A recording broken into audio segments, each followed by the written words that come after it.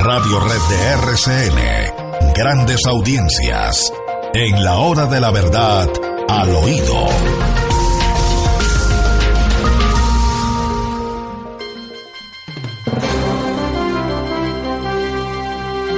Al oído, William. Ave María, doctor. Ese artículo suyo quedó muy bueno. Bueno, pues muchas gracias. Que la gente lo lea. Una paz ya. Sí, está en nuestra página de internet. ¿Cuál paz? Cualquiera. Eso no importa. Ave María. Con tal de que sea ya, sí. No importa antes lo que de se Estocolmo. Ah, bueno, muy bien. Antes de la ceremonia de Estocolmo, que sí. Es todo el país depende de la avaricia, del narcisismo de Juan Manuel Santos.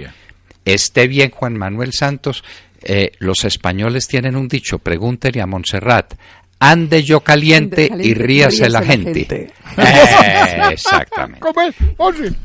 Ande yo caliente y ríase la gente. ¡Uy, es qué un dicho buena! Muy, muy interesante.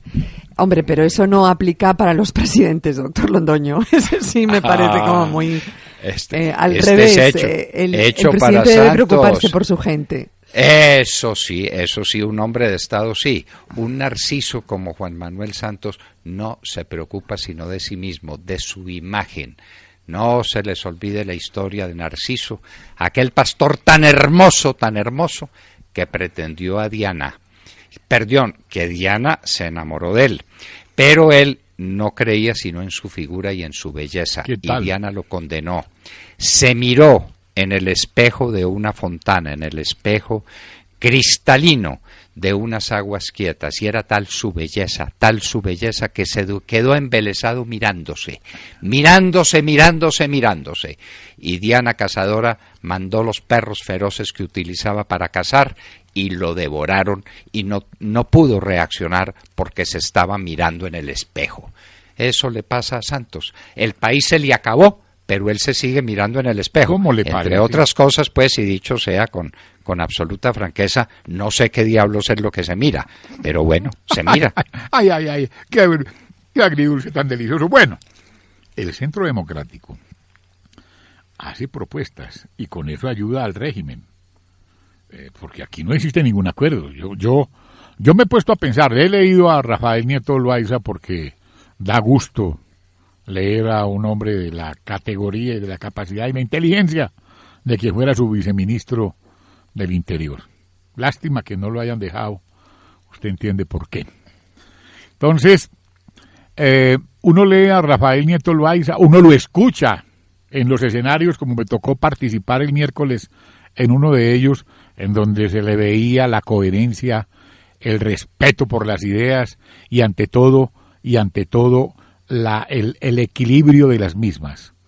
Entonces, cuando uno se empieza a leer a Rafael Nieto en el colombiano de ayer fue de antier, uno dice, tiene razón, y por ahí Twitter de Tatiana, una niña que escribe Twitter muy de manera seria y elocuente, porque hay que reconocerle a la gente cuando sabe qué está escribiendo. ¿Quién es, William? ¿Quién es? Tatiana. Yo no... Tatiana. Sí, bueno. Entonces, dice, el Centro Democrático hace propuestas y con eso le ayuda al régimen. El acuerdo de hoy no existe. Entonces, ¿qué propuestas estamos haciendo? ¿Al son de qué le estamos dando como oportunidad al sátrapa para que se siga mirando en el famoso espejo de agua, viendo que las gentes le están desfilando a la plaza de Bolívar, allá donde Petro hacía las mismas frente a la propia justicia?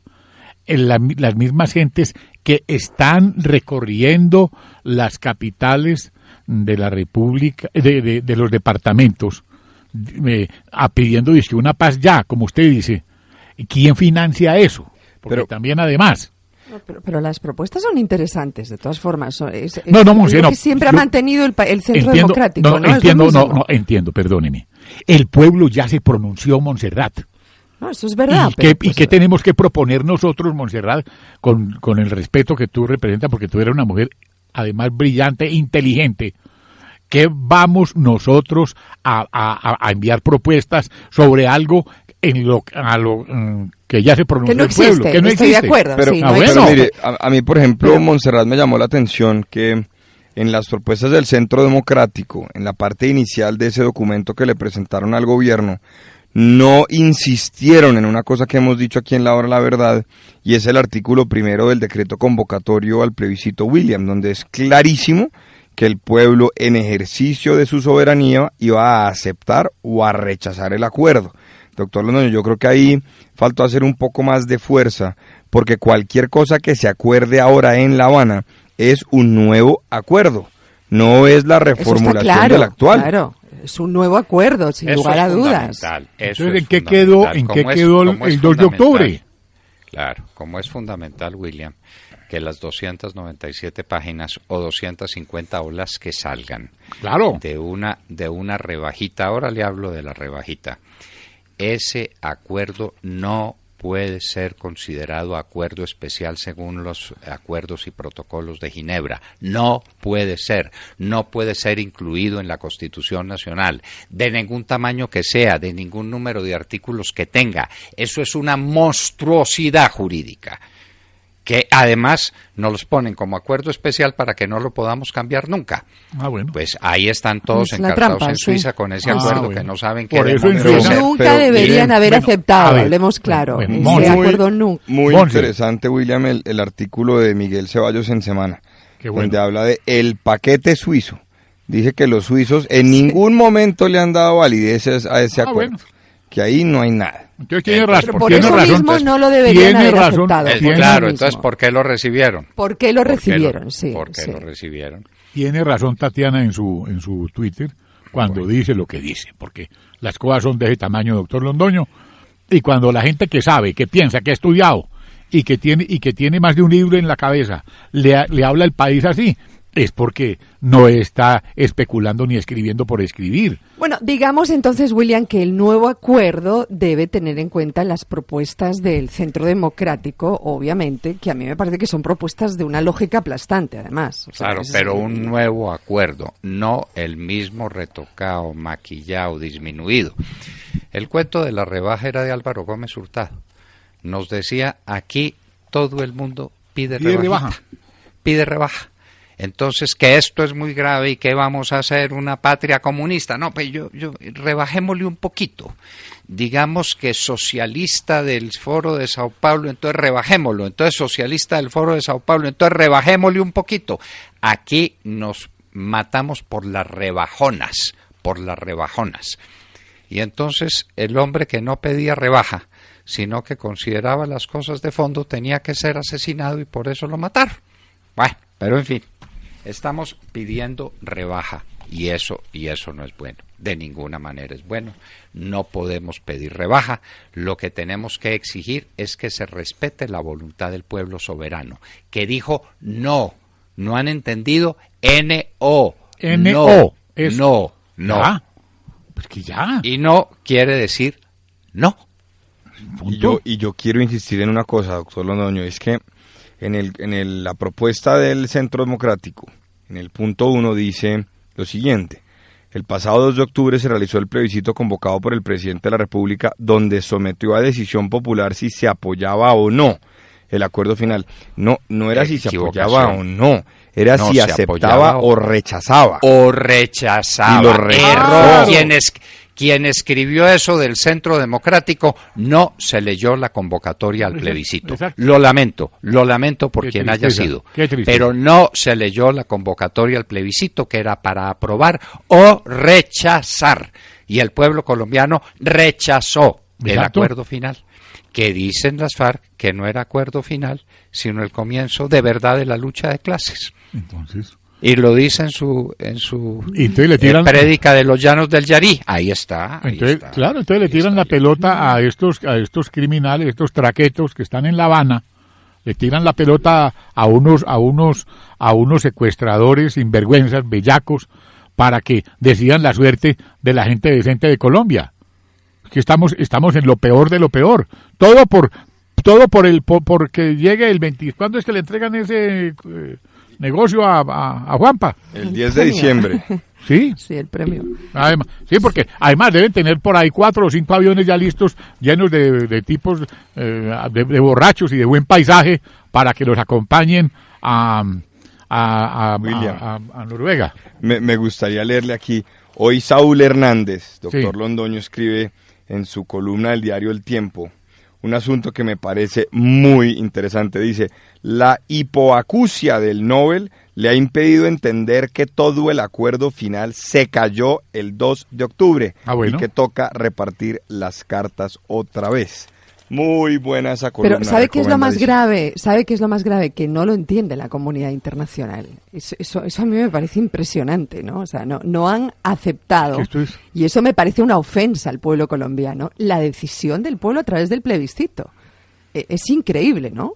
Entonces, para uno complementar todo lo que estamos diciendo, doctor Londoño, Montserrat, Santiago José, que hay detrás de las marchas de la consigna de la paz del ya, que hay detrás de eso. ¿Quién mueve eso? ¿Cómo lo mueven? Los rectores. Bueno. Es que Eduardo Mackenzie hace una descripción. El doctor Restrepo Bondano en el Rosario. ¡Ay, María! Y le está lagarteándose el Ministerio de Educación, para que hablemos claro. El doctor Navas de los Andes. El doctor Piedrahíta allá en Cali. Sí. El doctor Piedrahíta. El monseñor que Monsalve, el del Valle, el de Cali, estáis que muy bravo con la iglesia, que porque la iglesia no se pronunció como tenía, lo dijo en el diario El País de Cali este fin de semana, me llamó Luis Fidel Moreno y me dijo, ya te leíste, William, ya te leíste la cosa esa de monseñor Monsalve, léetela, cuando me encuentro con eso, doctor Londoño, y no hay derecho. Él exige que la iglesia se dedique a la política. ¿Cómo le parece? ¿Por qué no se dedica a la política, monseñor? Cuelgue esos hábitos que no le sientan bien. Exacto. Y póngase a hacer política. Devuelva los trastes. Lo mismo que para el padre de Ru le daríamos esa recomendación. Venga, hagamos política y discutamos temas. Pero o aplíquese a lo que es y hagan lo que hizo Camilo Torres y punto. Para que hablemos claro. No, eso no. No, porque es que tampoco. Eso no lo... Porque uno no puede ponerse una sotana para hacer lo que está haciendo doctor Londoño. O se es o no se es, o bien frío o bien caliente. El agua tibia da vómito. Bueno. A mí sí, no me gustó la entrevista de Monseñor Augusto Castro en el periódico El Tiempo el fin de semana. Me pareció que fue bastante relativa, y es que ese relativismo, doctor Londoño, Montserrat, a veces hace mucho daño. Pero es que Monseñor Castro también juega por el ala izquierda. Él es lateral izquierdo. Es lateral izquierdo, sí. De eso no cabe ninguna duda. Se nos olvidó que a Santos le cantaron una ranchera el 2 de octubre cuando le decían, se me acabó la fuerza de la mano izquierda.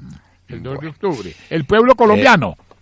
Bueno, William, recordémosle a los colombianos que no hay plazo que no se cumpla y que ya se llegó el plazo para la presentación de la reforma tributaria. Sí, señor.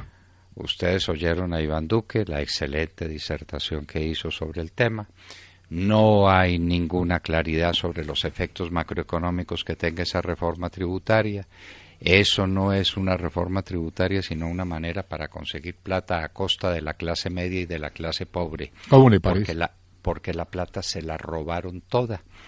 La bonanza petrolera, que valió cerca de 80 billones de pesos, desapareció, se esfumó. El mayor endeudamiento del país, que es una cosa colosal, se lo robaron íntegro. No quedó un solo pesito. Y entonces ahora a la clase media, que los tenderos y los peluqueros paguen. Y toda la gente que en Colombia se gane más de 1,5 millones de pesos. ¿Cómo le parece? Y que hace un tendero con un computador en la tiendita, por allá, en un barrio popular, con un computador. El vecino. William, lo que pasa es que no saben lo que significa el tendero como elemento fundamental de un orden social.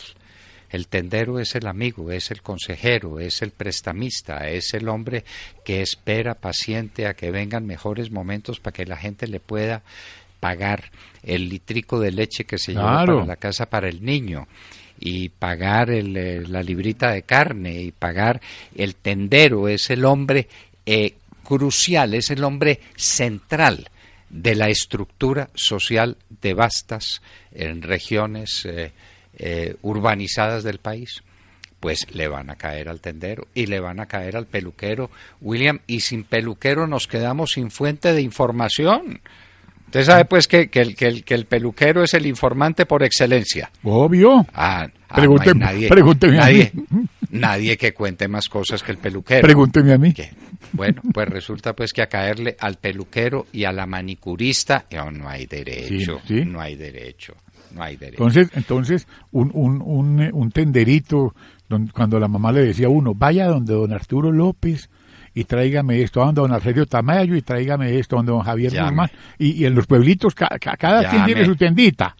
Llame a Canaima y llame a la tienda de, ¿cómo se llamaba? Fulano Ríos. Sí, claro. Y entonces era el tendero, y el tendero allá llegaba el atadito de panela, y allá llegaba lo que se había pedido urgentemente, y al final de mes se le pagaba al tendero. Claro. Y esa es la economía del tendero, y entonces Cárdenas resolvió que esos tenderos tienen que pagar. Y tienen que pagar por una forma simplificada, que es una manera de cobrarles IVA a los productos básicos. Detrás de lo que van es de que la gente sí pague el impuesto de IVA a los huevos y a la carne y a la leche. Y la gente ya no tiene con qué.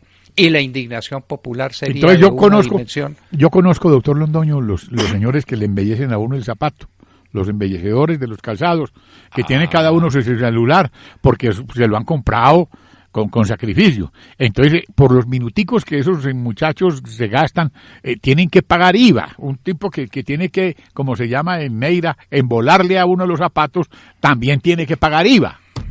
Aunque la reforma insiste en que será para las tiendas que vendan, William, más de 120 millones, creo, que es cualquier tienda de barrio, porque son ventas brutas, ¿no? Entonces, ¿cuánto pueden ser las utilidades de una tienda que venda 10 millones al mes? Por ahí 2 millones de pesos, doctor Londoño. No se gana todo eso. No se gana todo eso.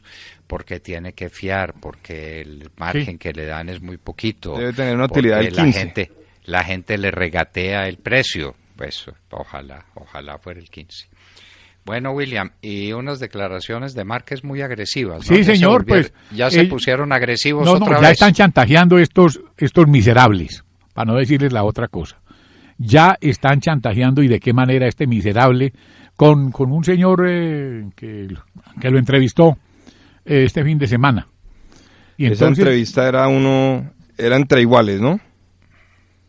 Pues es que uno... Bueno, deje así. ¿Qué dice Márquez? No, Márquez dice que si esto no lo arreglan rápido, doctor Londoño, que nos atengamos, que porque estamos en el purgatorio y vamos para el infierno. Como este sinvergüenza, bellaco, asesino, ya volvió, obviamente recibió el ejemplo del camarada Santiago, quien ha dicho que si ganan los del sí, vendrá la guerra. Pues obviamente él está... Si ganan los del no, vendrá la guerra.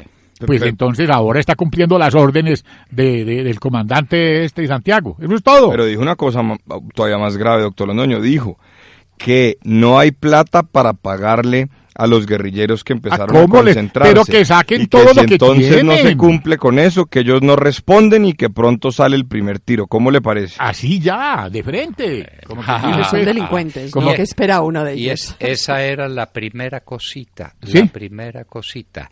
El mantenimiento de los guerrilleros que se vayan para las zonas de concentración, las zonas veredales, las zonas de como las quieran llamar. Les lleva la comida, el desayuno, el almuerzo y la comida, y hay de que los huevos estén fríos. Tenía usted con razón. Poquita sal. Tenía usted razón cuando nos decía, bueno, entonces ¿cómo van a hacer para darle comida a esos tipos? Pues allá le contestó el camarada del comandante Santiago a usted, cuando le dijo al periodista de turno que no tenían con qué mantener toda esa gente. Y la plata para los cocaleros. Hay que darles también desayuno, almuerzo y comida a los cocaleros. No, esto finalmente es una locura, William, y le quiero contar además que pobre Fondo Nacional del Café. Se acabó la platica que tenía la flota mercante gran colombiana, con la que se le estaba pagando la pensión de jubilación a los jubilados de la flota, que son muchos. Y entonces ahora es el Fondo Nacional del Café el que tiene que pagar. ¿De dónde? ¿De dónde? Si no hay un pesito. Entonces le están diciendo al gobierno, mire la herencia que me dejó la flota mercante gran colombiana. Semejante empresa que fue. Semejante empresa que significa una empresa naviera. Bueno, ¿quién los quebró? Contemos a quién tenemos. Eso no lo quiebra sino el doctor Jorge Cárdenas Gutiérrez. El banco más grande del país, el Banco Cafetero, era más importante que el Banco de Bogotá. Mire el Banco de Bogotá dónde está. Y el Banco Cafetero lo tuvieron que liquidar. No, lo del Fondo Nacional del Café es el mayor escándalo de la historia. Tenía en su nómina personas tan ilustres y tan capaces como Juan Manuel Santos Calderón o Santiago. Bueno, William, ¿y le parece que hablemos de las víctimas también un poquito? A ver qué pasa con ellas. ¡Qué bueno! Claro, porque aquí se habla de todo el mundo y dice que estos acuerdos son centrados en las víctimas, y entonces, ¿qué pasó con las víctimas? Yo le digo mi experiencia personal, a mí nadie me ha pedido perdón. Nadie. Bueno. Sé muy bien de la situación de Ricardo y de Rosenberg. Nadie les ha pedido perdón.